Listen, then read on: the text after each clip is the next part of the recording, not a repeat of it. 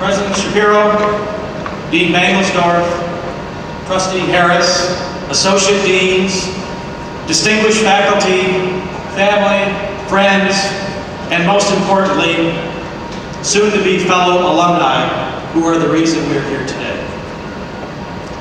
Look around you. Bask in the proud glow radiating from those who have gathered in your honor. Now you give them a round of applause for the love, support, and encouragement that have brought us to this celebration.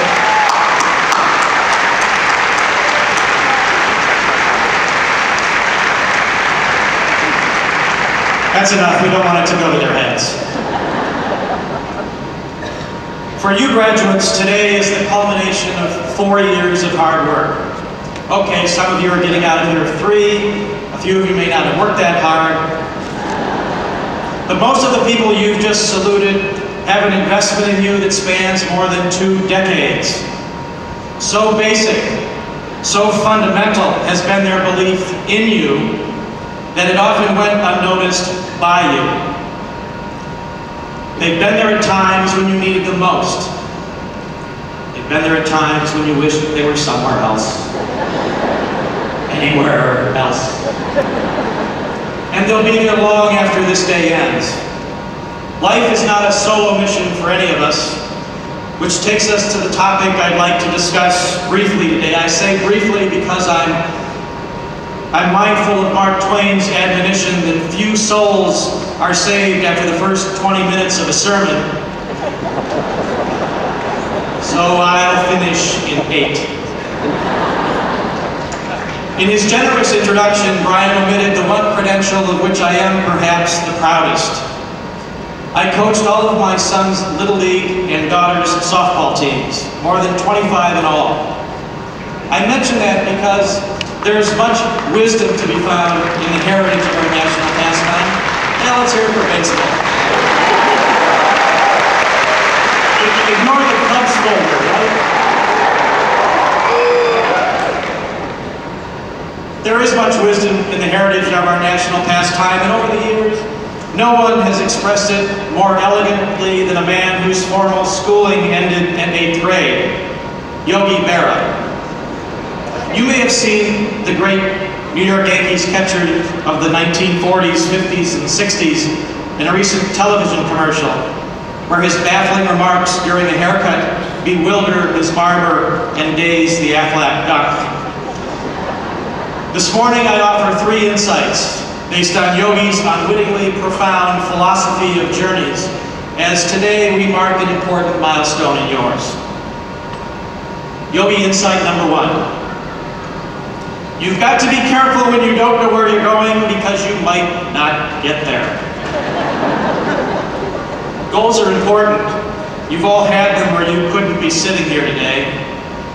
But even goals adopted with supreme confidence can evolve. You've already experienced the phenomenon. Maybe fortuity exerted itself in some unforeseen way. Maybe what once excited you failed to sustain your interest. Maybe you exercised critical thinking skills as you honed them at this institution, reconsidered what you thought you wanted in life, and paused. Maybe, just maybe, you even changed majors. That's okay, it's more than okay. It's good, it's life. For the thoughtfully aware, the process never ends. At times when you become uncertain about your ambitions, remember that you have the intelligence, talent, and drive to determine your own destinies. It won't always feel that way. In rough economic conditions like these, you may even wonder why you spent all the time, effort, and money getting the degrees you'll be receiving in a few minutes. And as an aside, and on behalf of my entire baby boomer generation, I apologize for the mess we've created on what should be your launching pad. At least we've given you the wherewithal to remake the world. If you entered this institution as apprentice carpenters with a crude hammer and a single nail, you leave as skilled artisans with a workshop of power tools. Use them. Your time here will continue to reward you in unforeseen ways. Every wonderful thing that happened in my life, from encountering the girl who eventually became my wife of 30 plus years and counting, to meeting mentors who eventually guided me toward great opportunities, to standing before you today, to whatever is next, all of that began on our campus. Northwestern is a gateway. It was for me, and it will be for you. But you will make the decisions that write your own stories, which takes me to Yogi's second gem from the diamond. When you get to the fork in the road, take it. Growing up, you heard well-intentioned words of encouragement. Work hard, get good grades, involve yourself in other activities. All of that will give you options later. And you did, to great success. But now you've arrived at a great big later. That is scary. Why? Because the path ahead is murky, especially compared to those you've taken so far. Once upon a time, you all knew that second grade would lead to third, and that high school would lead to college. But now what? Some of you are confident about your next steps. More of you aren't. Even the most sure-footed among you should have doubts. After all, foresight and foreboding are special burdens for the perceptive and gifted. Your transition from high school to college was tough. The transition that you're experiencing now is tougher because there's no obvious route to follow. Even traditional tracks that offered comfortable security a few years ago seem more troubling. Do not fear the future. Embrace it. Do not shrink from a difficult decision. Make it. Do not dwell on a blunder. Use it. Mistakes and adversity knock all of us to the ground from time to time. The test of character is the vigor with which we get back up again and again and again. You'll get lots of things wrong. You'll get far more right. You'll survive and you'll thrive. Neither of my parents graduated from college. My father was always the first to confess that he made many errors in his life, the worst when he was about your age. And let me tell you, some were, to use his ancient word, doozies. But he spoke openly about his missteps. Today we would say he used them as teaching moments. Go ahead and make mistakes, he'd say. But be original. Make your own mistakes, don't make mine. To that I would add a crucial corollary. Seeking help when you need it is never a sign of weakness. It's proof of strength.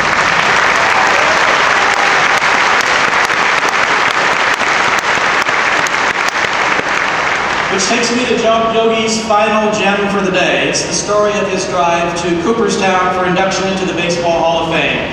Yogi was behind the wheel and he got lost. With their 3 kids in the back seat, his wife finally spoke up. Yogi, she said, "We're lost." He fussed for a while and then answered, "Yeah, I know, but we're making great time." Making great time. That could be the mantra for your generation. In an era when everything happens instantaneously, warp speed is technology's greatest gift and most challenging curse. It has intensified the pressures that most of you have felt since early childhood. Respites for personal reflection are a forgotten casualty. It's not very useful to make great time if you're lost, or worse, heading obliviously in a wrong direction because you haven't paused to consider what you want your life's most important destinations to be. The truth is much different from what some of us may have led you to believe in the whirlwind that has taken you to this moment. The truth is that you have a lot more time than you think. Be patient with yourselves as you become the architects of your own lives. When you worry about where you're going, never lose sight of how far you've already come. And remember too those people you were applauding moments ago. Soon it will be their turn to applaud you. They're still there for you. They still believe in you. Their gift endures in the deepest recesses of your psyche. Once in a while, dig down, pull it out, examine it, appreciate it, cherish it. In the really tough times, when you're ready to give up, add it to the crucible containing the unambiguous achievements embodied in the degrees you are receiving today. Let that powerful concoction create the confidence that Yogi was talking about when he offered what I now use as my exit line. 90% of the game is mental. The other half is physical. Now go make the world a better place.